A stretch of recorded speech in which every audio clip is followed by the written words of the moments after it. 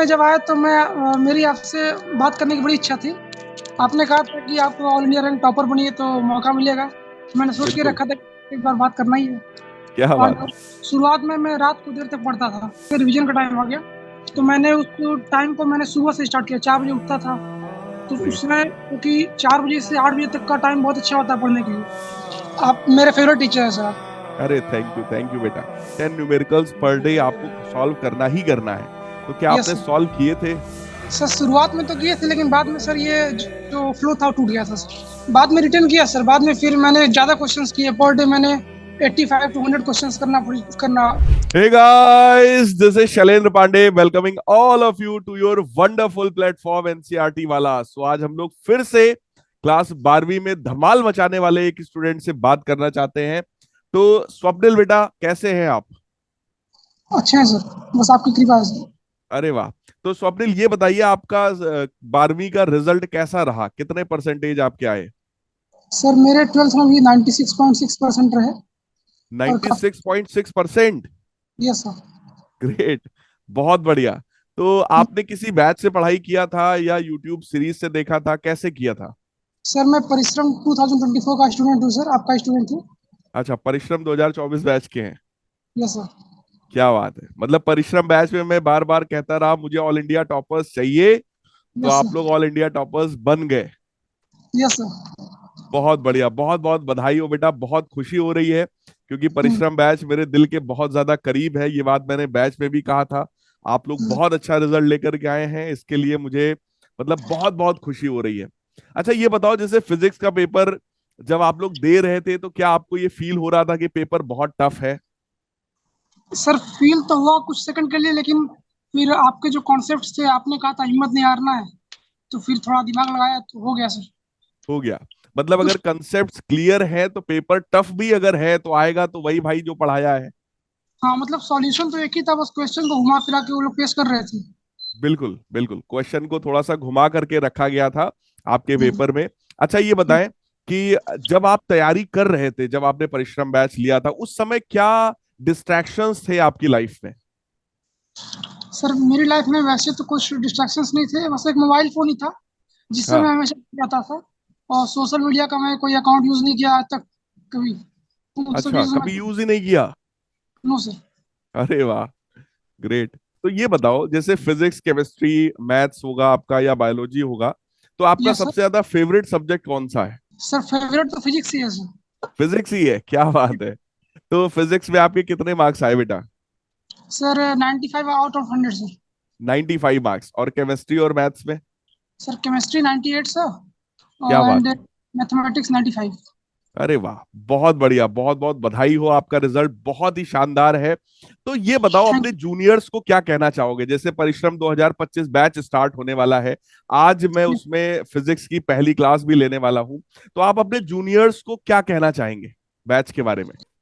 Sir मैं इतना ही कहना चाहता हूँ कि शुरुआत से ही आप मैक्सिमम क्वेश्चंस अटेम्प्ट करें और कॉन्सेप्ट्स को क्लियर रखें। और बिल्कुल अपने जो कॉन्सेप्ट का दायरा है उसको बढ़ाएं, क्योंकि एग्जाम में ऐसा ना फील हो कि नहीं भाई ये थोड़ा हमने पढ़ा नहीं था। मतलब एग्जाम में एफर्टलेसली क्वेश्चन सॉल्व होने चाहिए। बिल्कुल और कोई भी चीज छोड़ना नहीं है, एक एक चीज किताब के एक एक कॉर्नर को पढ़नी है पूरी। बिल्कुल बिल्कुल। तो बेटा ये बात बताओ, जैसे मैं बैच में बार बार बोलता था कि 10 न्यूमेरिकल्स पर डे आपको सॉल्व करना ही करना है, तो क्या यस आपने सर। सॉल्व किए थे? सर शुरुआत में तो किए थे, लेकिन बाद में सर ये जो फ्लो था वो टूट गया था सर। अच्छा, तो आपने उसको बाद में रिटेन नहीं किया?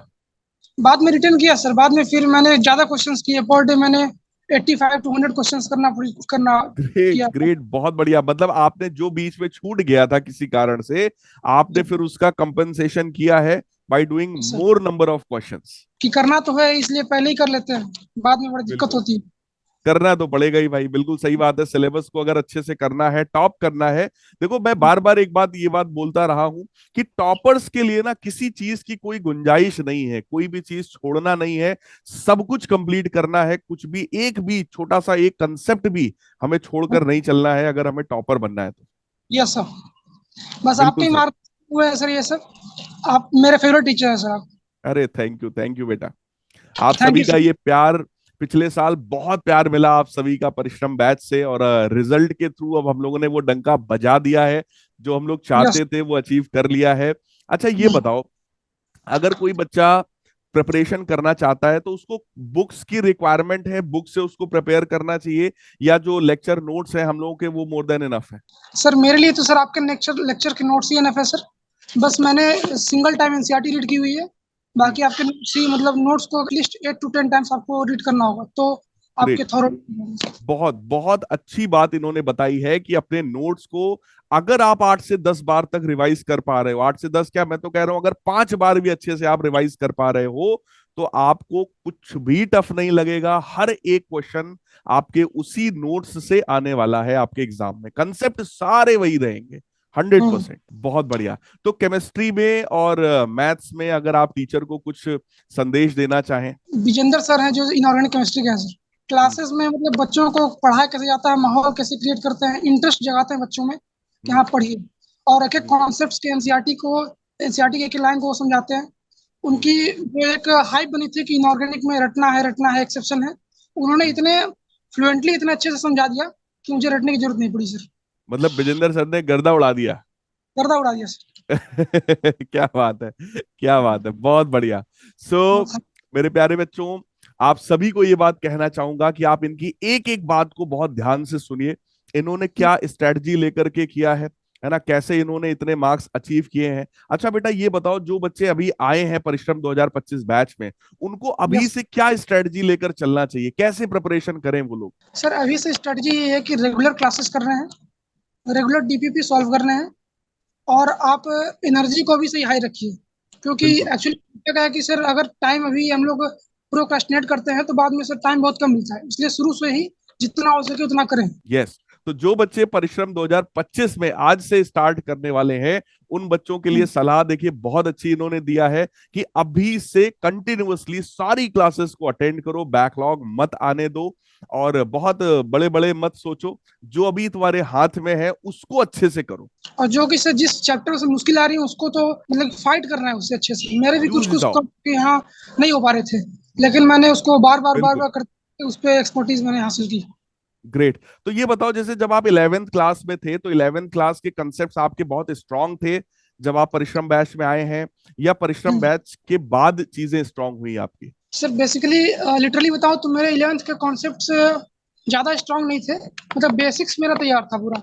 11th का बेसिक्स मैथमेटिक्स हो, organic chemistry, general organic chemistry, physics में वेक्टर्स वगैरह हो गए, ये सब बेसिक्स आपको रेडी रखने होंगे, तब 12th में आपको दिक्कत नहीं होगी। नहीं तो अच्छा। फिर आपको 11th के जो बेसिक्स हैं उसको फिर से पढ़ना होगा, फिर आपका टाइम खराब। ग्रेट।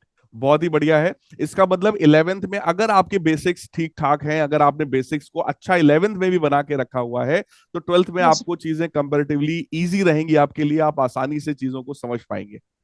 एकदम इजी रहेंगे सर, कोई दिक्कत नहीं है सर। हमेशा पॉजिटिव सोचना है, पॉजिटिव रहना है, सब चीज़ होगा सर। तो बेटा ये बताओ, जब आप लाइफ में कभी कभी ऐसा भी टाइम आता होगा कि बड़ा डिमोरलाइज फील करते होंगे, लो फील करते होंगे, है ना, उस हम्म। समय क्या करते हो आप? सर उस समय सर सबके साथ एक ही चीज़ है सर, फैमिली है। फैमिली से आप बिल्कुल। इंटरेक्ट बात करिए, वो आपके मोटिवेशन सबसे बड़े वही है सर। बिल्कुल। तो आपकी लाइफ का सबसे बड़ा मोटिवेशन कौन है? फैमिली? फैमिली में कौन? मेरे फादर सर। ग्रेट। फादर क्या करते हैं बेटा? सर मेरे फादर टीचर हैं सर। अरे वाह, क्या पढ़ाते हैं फादर? Sir English. अरे वाह, बहुत बढ़िया। और मदर क्या करते हैं? सर मदर हाउस वाइफ है सर। अच्छा, बहुत बढ़िया। तो फादर आपके मोटिवेशन है। Yes sir. फादर ने आपको हर चीज गाइड किया होगा। यस सर, बचपन से गाइड किया है सर। काफ़ी चीज़ें सिखाया है सर, जिंदगी में बहुत कुछ सीखने को मिला है उनसे। बिल्कुल। तो ये हर एक बताओ, आप खुद से मतलब आपका मन लगता है पढ़ाई में, या प्रेशराइज्ड पढ़ाई है आपकी, मतलब आपके ऊपर प्रेशर किया जाता है तब आप पढ़ते हो? प्रेशर बिल्कुल नहीं सर, ये सर अपने से हो रहा है सर। मतलब प्रेशर आप तो खुद नहीं। से पढ़ाई करते हो? बिल्कुल सर। तो बहुत जब बढ़िया। प्रेशर करेंगे तो फिर तो वो पढ़ाई किसी काम की नहीं रहेगी।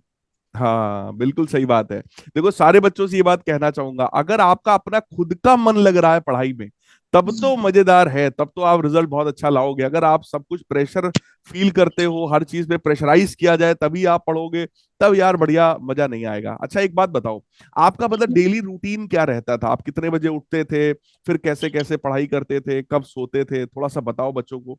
Sir daily routine actually sir different stage पे डिफरेंट थे। शुरुआत में मैं रात को देर तक पढ़ता था, जब शुरू में लेक्चर्स कंप्लीट करने होते थे, नोट्स। अब जब लेक्चर से मैंने चैप्टर्स जब कंप्लीट होने लगे, रिवीजन का टाइम आ गया, तो मैंने उस टाइम को मैंने सुबह से स्टार्ट किया, 4 बजे उठता था।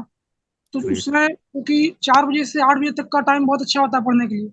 तो उससे क्या है कि बिल्कुल। जो नोट प्रॉपरली ब्रेन में सर मेमोराइज हो जाते हैं, इसलिए मैंने सुबह से ट्राई किया था। अच्छा, मतलब आप सुबह 4 बजे उठ करके 4 से 8 वाला जो टाइम है वो आपने एक्स्ट्रा टाइम निकाल लिया for revision. Great. Yes sir. और बहुत डेली बढ़िया। पे क्वेश्चन बैंक्स करने होंगे। डेली बेसिस पे रोज 50 क्वेश्चंस मैंने करते थे। 4 से 6 के बीच में 50 क्वेश्चन आराम से होते थे। बस कंसिस्टेंसी मेंटेन रखनी है सर, बाकी 2 महीने में हो जाएगा। आराम से प्रैक्टिस हो जाएगा।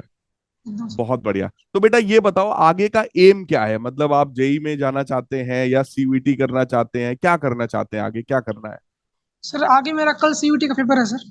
अच्छा, कल सीयूईटी का एग्जाम है। यस बहुत सर। बहुत बेस्ट विशेज हैं उसके लिए। तो अभी थैंक यू। सीयूईटी वाला जो मैराथन लिया था वो देखा आपने 12 तारीख को? यस सर, दिया था। कैसा रहा मैराथन? बहुत अच्छा रहा सर। मैं शुरू में जब आया तो मेरी आपसे बात करने की बड़ी इच्छा थी। हम्म, आपने कहा था कि आप ऑल इंडिया रैंक टॉपर बनिए तो मौका मिलेगा। मैंने सोच के बिल्कुल। रखा था कि एक बार बात करना ही है। क्या बात और है। बहुत बढ़िया, बहुत बढ़िया। देखो आपके जैसे बच्चों से जब मिलते हैं ना, तो बहुत ज्यादा हम लोग भी एनर्जेटिक हो जाते हैं। और आप लोगों को जब इस तरह से आगे बढ़ते देखते हैं तो ऐसा लगता है कि अब इस साल और मेहनत करनी पड़ेगी, क्योंकि अब मेरे ऊपर जिम्मेदारियां, मतलब हम टीचर्स के ऊपर जिम्मेदारियां और बढ़ गई हैं परिश्रम सर, 2025 बैच में। यस सर, बहुत बढ़िया बेटा, बहुत बढ़िया। ये बोलना चाहता हूँ कि कोई भी चीज़ मतलब एक्सक्यूज करके कोई चीज़ काम नहीं चलता, ब्लेम ना करें। बस अपने को भरोसा रखें, मतलब करना तो है ही। एक्सक्यूज करेंगे तो अपना ही नुकसान है। बाद में एक्सक्यूज बिल्कुल। का कोई फायदा नहीं। मतलब इसलिए शुरू से ही बहानेबाजी नहीं करनी है। जो काम है, जो आपको पता है करना आप ही को है, तो उसको आप टाइमली कर लो।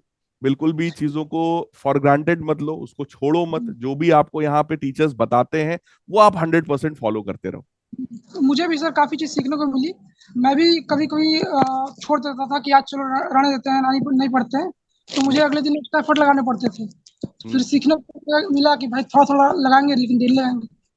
तो अच्छा ये लगा। बताओ, जो नोट्स आपने किया होगा तो आपने नोट्स खुद से बनाया था या किसी से लेकर के काम चला लिया? सर जो आपका जो पीडब्ल्यू का नोट्स है सर आपका, उसी को मैंने प्रॉपरली बनाया था अपने आप से, और उसी को रिवाइज करता था जी। तो बहुत अच्छा लगा बेटा आपसे मिलकर के। और बहुत बहुत बधाई है आपको। सीयूईटी का एग्जाम आपका कल ही है, तो मैं आपका बहुत ज्यादा टाइम नहीं लूंगा। और ऑल द बेस्ट, खूब आशीर्वाद है मेरा आपके साथ कि आप बहुत अच्छा एग्जाम करें और उस एग्जाम में भी फोड़ें, और फिर हम लोग आमने सामने मिल पाए, है ना? बिल्कुल सो बिल्कुल। बिल्कुल बेटा। तो चलिए मिलते हैं फिर कभी। Good bye, take care, love you all, God bless. Thank you very much sir.